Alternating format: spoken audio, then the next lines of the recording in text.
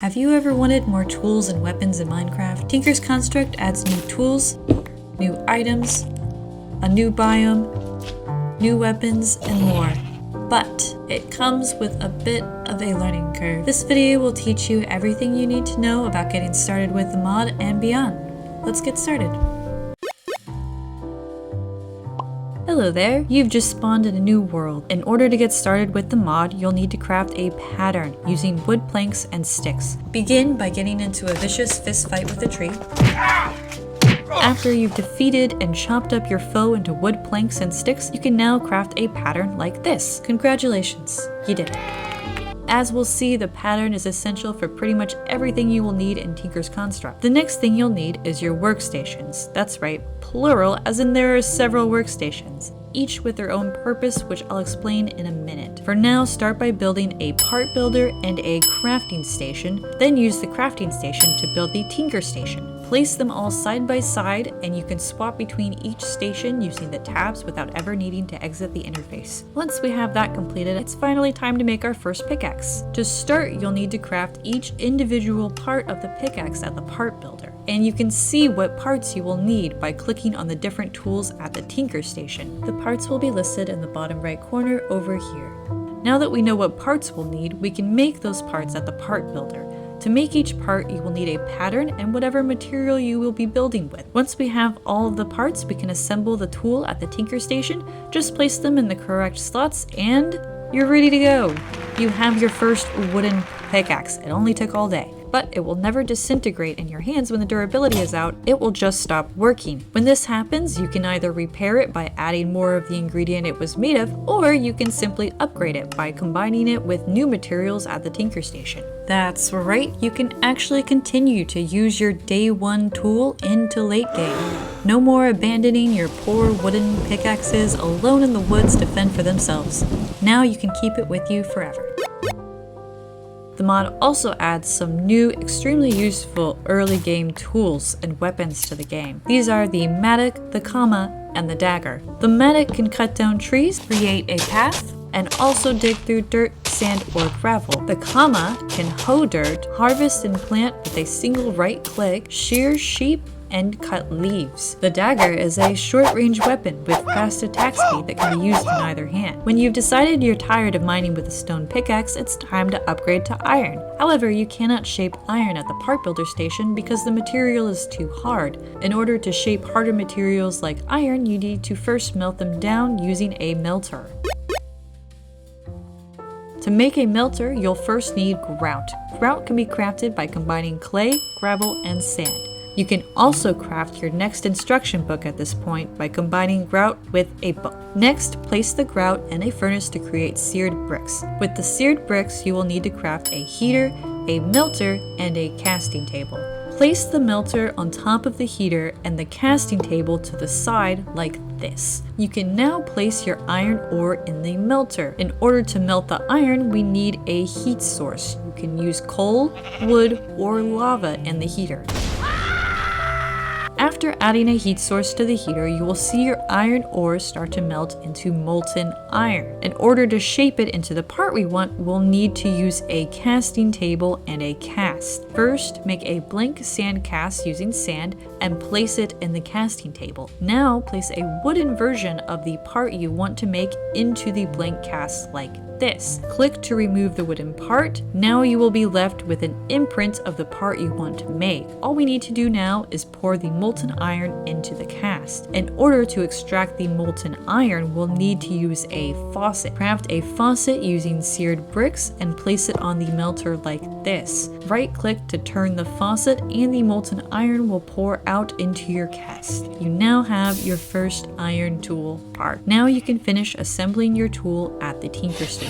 As you progress, you'll notice that the melter is not hot enough to melt all materials. In order to progress further, you will need to make a smeltery.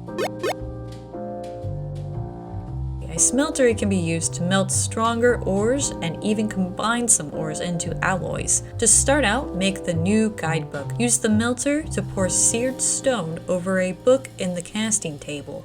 Next, we need to make a smeltery controller. First, craft a seared brick basin and a heater. Place the heater in the seared brick basin and pour 4 ingots worth of copper onto it. When it cools, you will have your smeltery controller. We are now ready to build the smelter. The smeltery needs to be built entirely with seared brick and or its variants. It needs to be at least a 3x3x2 rectangle. The larger you make your smeltery, the more contents it can hold. Place the smeltery controller on the smeltery.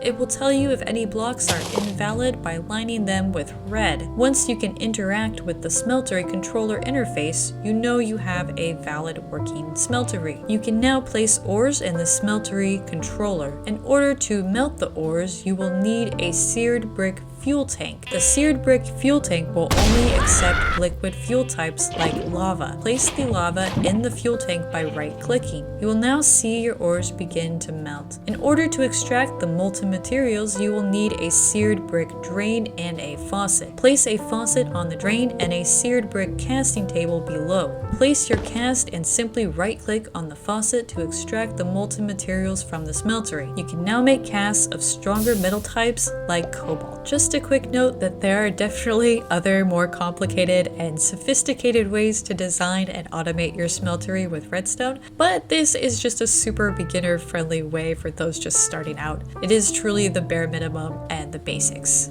You can also mix together 2 or more molten materials in the smeltery to make them even stronger. This process is called alloying. There are a variety of materials that can be combined together that create new alloys with special properties. To see all of the possible combinations, I highly recommend using JEI, as it will show you all of the possible combinations and ratios needed to combine materials. Not all materials will mix together, and it can be quite tedious to figure out which ones do and which ones don't without the help of JEI. Once you've started creating alloys, you can now craft your first anvil.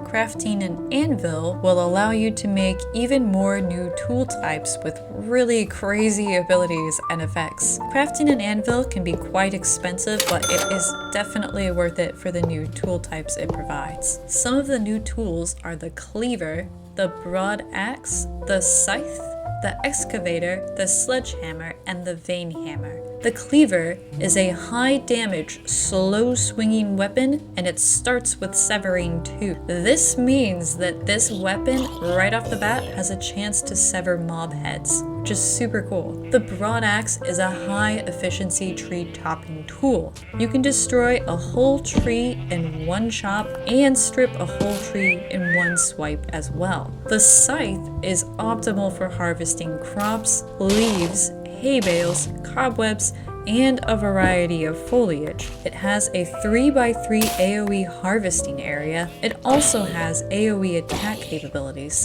The excavator is a 3x3 AoE digging tool. It can also create paths, and it starts with knockback 2.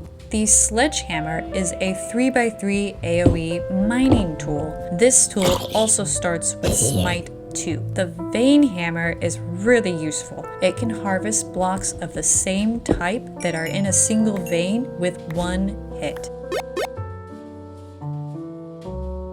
The anvil also allows you to apply stronger upgrades, which are kind of like enchantments, to your tools. For example, you can add auto smelt. This makes it so mined blocks will drop their smelted variants whenever possible. You can even get cooked meat if you kill mobs with it. Another upgrade is exchanging, which makes it so the block you mine is swapped with the block being held in your offhand. This would be super useful if you changed your mind on a material in your build. Bucketing is an interesting upgrade as well. This upgrade makes it so your tool can also act as a bucket. These are just a few examples, and there are a lot more as well for you to check out. At this point in the progression of the mod, I'm sure you feel like you've put your blood, sweat, and tears into your tools. Well, now you can do that literally. The smeltery adds an interesting mechanic known as entity melting.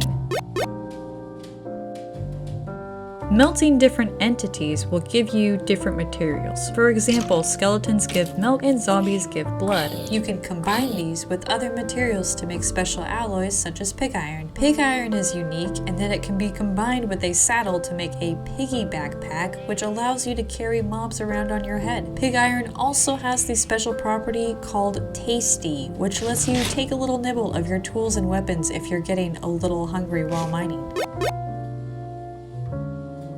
There are a few extra things added by the mod that I haven't covered yet. Tinker's Construct adds slime islands, which make it much easier to find slime in your world. With that slime, you can make some fun new gear and recipes such as the slime sling, the slime boots, and slime cakes. The slime sling, which is probably my favorite thing in the whole mod, will catapult you into the air in the opposite direction where you fire it. Be sure to wear your slime boots while you're using it, which will prevent fall damage and give you an extra bounce when you land. There are a variety of slime cakes for you to try as well, each giving a different effect. For example, the Ender Slime Cake gives you temporary levitation. That's about it for the overview of this mod. I didn't cover every single thing because there are a lot, but I hope you found this helpful. Thanks for watching.